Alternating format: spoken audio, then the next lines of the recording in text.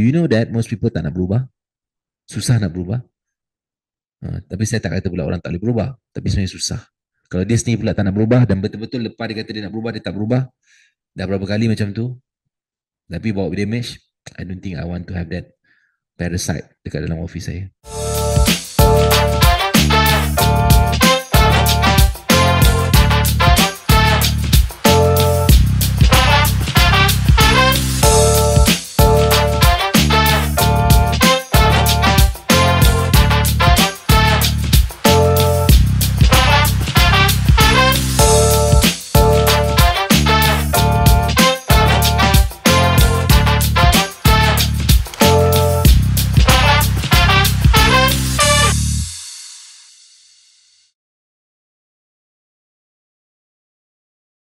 Ini adalah satu soalan yang ditanya tentang apakah kriteria bila kita nak decide. Kita dah ada satu leader dah lama dengan kita. Ramai orang hadapi keadaan ni. Leader yang dah lama tiba-tiba dia jadi lemau, jadi lemah, jadi lesu. Siapa ada masalah tu? Katakan. Pernah experience masalah tu? Ada kan? Kan orang yang lama dengan you tiba-tiba jadi lemah, lesu, lembab. Semua jenis L lah, lembing. Semua ada. So ada 7 kriteria untuk you nak menilai sama ada orang tu patut teruskan dalam hidup you. Tidak. Ada 7 kriteria untuk you nilai orang tu patut tak lagi dalam hidup you ataupun walk out the door. Walk out the door now. You are not needed anymore. You kena nyanyi lagu tu. Kan? Sebab I will survive. This is a very important moment. You kena make decision.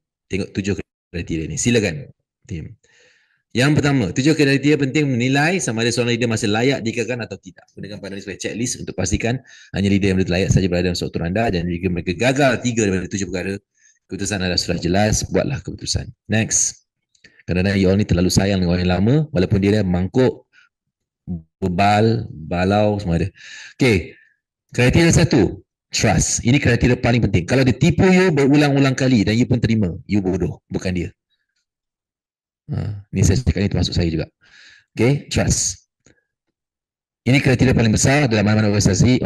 Bila tak kepercayaan terhadap seorang jatuh bawah 5/10, orang tu boleh jadi beban. Kalau jatuh ke tak 1/10, itu tanda trust sudah rosak, tak boleh dipercayai, bagi amanah dia langgar, bagi tanggungjawab dia buat tak tahu, dan you tak boleh trust dia untuk handle peti besi office you ataupun account bank you.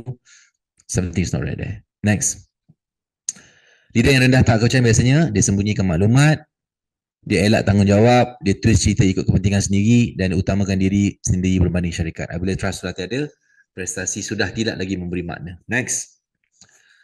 Yang kedua adalah sikap dan kerendahan diri. Next. Dia dah berada dalam keadaan yang dia rasa dia lebih penting, dia selfish, dia lebih penting, dia semuanya tentang dia, dia diperlukan daripada skill atau pengalaman yang dia miliki, orang lain semua adalah sampah.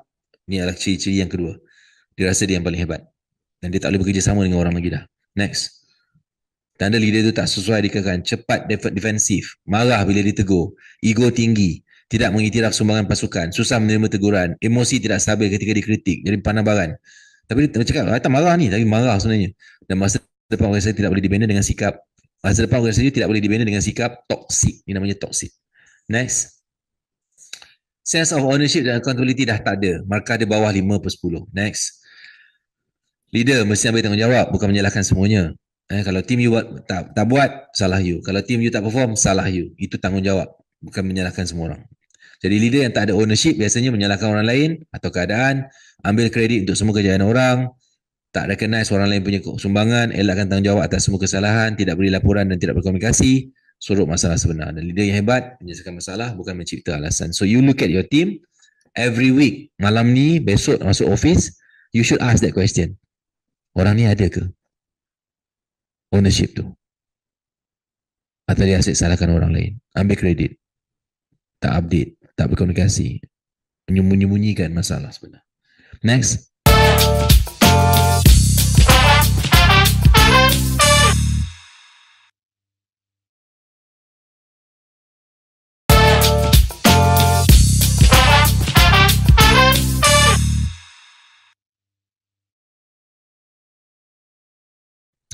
Yang keempat, kesetiaan dan keutamaan kepada syarikat. Next. Leader mesti buat keputusan berdasarkan kepentingan syarikat, bukan emosi atau kepentingan peribadi. Dan tanda bahaya adalah menyimpan isu bila melibatkan orang yang rapat. Kalau ada orang yang dia rapat, dia sembunyikan isu orang tu. Keputusan dipengaruhi oleh agenda peribadi, lebih loyal kepada individu berbanding pada misi syarikat. Dia tak loyal kepada apa purpose company tu. Anda tidak boleh membina organisasi yang kukuh jika kesetiaan leader tidak jelas kepada syarikat atau organisasi. Next. Konsistensi tenaga dan tingkah laku. Dia tak stabil. Keupayaan seseorang untuk kekal konsisten sangat penting dalam pelaksanaan jangka panjang. Next. Tanda tidak konsisten, mood dia turun naik, emosi, disiplin tak stabil, jadi sangat produktif bila diperhati tapi hilang arah bila tak ada orang yang push. Tahap prestasi dia hari ni bagus, esok gagal. Hari ni dia okey, besok tak okey. Dan leader perlu konsisten dari segi emosi dan tindakan. Next. Nombor 6, nisbah sumbangan versus damage versus kerosakan. Ratio dia. Contribution tu ada, tapi damage lagi banyak. So gunakan soalan ni. Jika saya kekalkan dia, apa sumbangan terbaik yang dia boleh bagi? Kalau sumbangannya kecil, tak konsisten atau mudah diganti, leader ni tak berbaloi untuk dikekalkan. Do you know that most people tak nak berubah? Susah nak berubah. Tapi saya tak kata pula orang tak boleh berubah. Tapi sebenarnya susah. Kalau dia sendiri pula tak nak berubah dan betul-betul lepas dia kata dia nak berubah, dia tak berubah. Dah berapa kali macam tu. Tapi bawa damage, I don't think I want to have that parasite dekat dalam office saya. Next. Jika saya kekalkan dia, apa cost atau kerosakan yang akan berlaku? Kalau kita biarkan dia stay, apa contribution dia? Apa efek dia?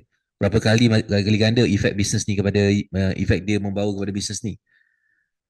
Atau dia sebenarnya bawa banyak kerosakan, moral pasukan merosot, budaya kerja tercemar, syarikat keliru arah tuju, standard syarikat merosot, pegawai syarikat yang perlahan, syarikat terpalu ruang, leader sebab tak dihormati. You all ni kan, kadang-kadang kan, Titan you dengan seni TCP. You all ni kan, kadang-kadang kan, tak adil loh. Leader-leader yang mangkuk macam ni, you simpan. You bayar gaji dia on time, lepas tu you simpan dia. You tak bayar gaji saya on time. Bukan gaji saya lah. You tak bayar fee you on time. Padahal kita punya sumbangan sangat banyak tiap hari. Kan? Damage sangat minimum. Tapi you bayar on time orang yang bawa damage kepada business you. Bawa toksin, bawa virus. Jika kerosakan lebih besar daripada sumbangan, keputusan yang anda patut ambil sudah jelas. Faham ke faham? Ada lagi ke Titan yang dengar ni? Tak ada. Okay. Seriously, tengah makan ke? Okay, next. Nombor 7. Weekly focus kot. Kesesuaian nilai, fokus dia makan. Kesesuaian nilai dan budaya. Next. Leader mesti selari dengan nilai dan budaya organisasi. Next. Jika seseorang tidak hidup dengan nilai syarikat, tidak membawa semangat belajar dan rendah diri, tidak lagi align dengan visi syarikat, tidak lagi berkomunikasi, tidak ikut rentak dan set operasi, it's so obvious guys. Penyimpan mereka hanya akan merosakkan budaya pasukan, jadi contoh yang buruk pada orang lain. Sebab culture dibina oleh leader, seorang leader yang salah boleh merosakkan culture seluruh organisasi. Dia jadi contoh kepada seluruh organisasi. Sebab tu dalam masyarakat, satu pemimpin yang buang sampah tu lebih teruk daripada seorang marahin yang buang sampah. Sebab pemimpin, itulah pemimpin. Dia menjadi contoh kepada orang. Next. So prinsip mudah untuk menilai. Pada waktu bila masa pun boleh nilai kan. Apa dia? Next. Jika seseorang membuat saya lebih banyak risau daripada mereka bantu saya, itu tanda dia mungkin tidak lagi sesuai. Saya tak kata mungkin lah. Buat you banyak risau. You pula nak kena fikir pasal dia. Next. Jika niat awak, saya dah tak boleh percaya, tidak ada hasil yang boleh menyelamatkan awak. Faham tak? Kita dah tak boleh macam percaya lagi dah. Dia punya purpose, intention dia. Next. Dan 5 situasi yang mengharuskan leader dilepaskan serta-merta. Next. Trust rendah, sikap bermasalah. Attitude is everything. Attitude is everything. Trust is everything. Banyak cakap, kurang deliver. Cakap banyak, tapi tak ada delivery. Next. Manipulate atau buat pasukan keliru. Dia punca tim jadi huru-hara.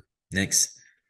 Bekerja untuk kepentingan diri semata-mata, bukan untuk syarikat lagi dah. Next. Menghabiskan tenaga founder tanpa memberi kejelasan dan clarity. Next.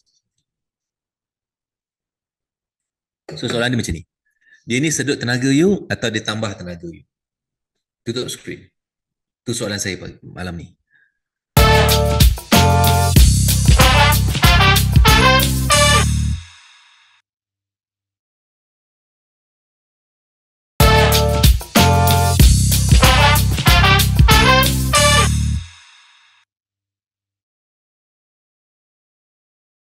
Orang ni, dia sedut tenaga you, buat you lemah, atau dia bagi tenaga you, buat you semangat. 10 orang dalam office you, berapa orang yang bagi you tenaga, berapa orang yang you jumpa dia, tengok dia, bercakap dengan dia pun bertenaga, berapa orang yang you nak jumpa dia pun you rasa macam you dah lemah dah. Ha. Ada tanya you all jumpa saya rasa bertenaga ke rasa lemah? Harap-harap tak lemah lah jumpa saya.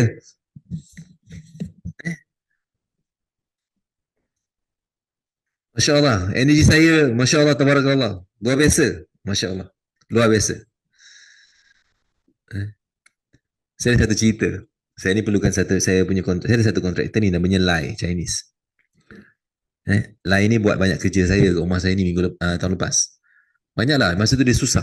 Dia struggle. Lai ni struggle. Bisnes dia susah. Dia kontraktor. So saya panggil dia buat rumah mak saya. Dia setuju buat. Pergi Melaka, dia orang KL.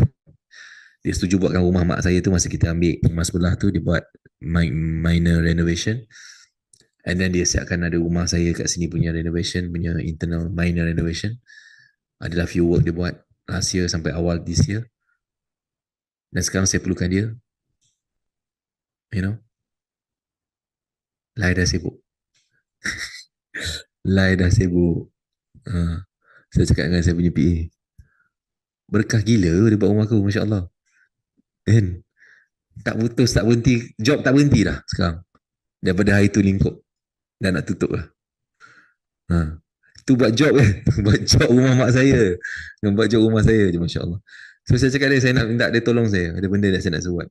Kalau dia ada kerja kat Johor tu, suruh tinggalkan buat kerja rumah saya. Sebelum benda tu tak bagus untuk dia. Saja usik dia. Tapi berkah, Masya Allah. Okay. Itu cerita dia, berkah. Kita nak bekerja dengan orang yang membawa keberkatan, membawa semangat, energi. Bukan tengok muka dia kita rasa macam ambil pisau. Kalau boleh aku nak bunuh macam tu. Kan? Itu maksudnya berat lah. Berat. Okay, so dah habis kan? Last point, okay, silakan. Last point. Lepas ni kita ada guest.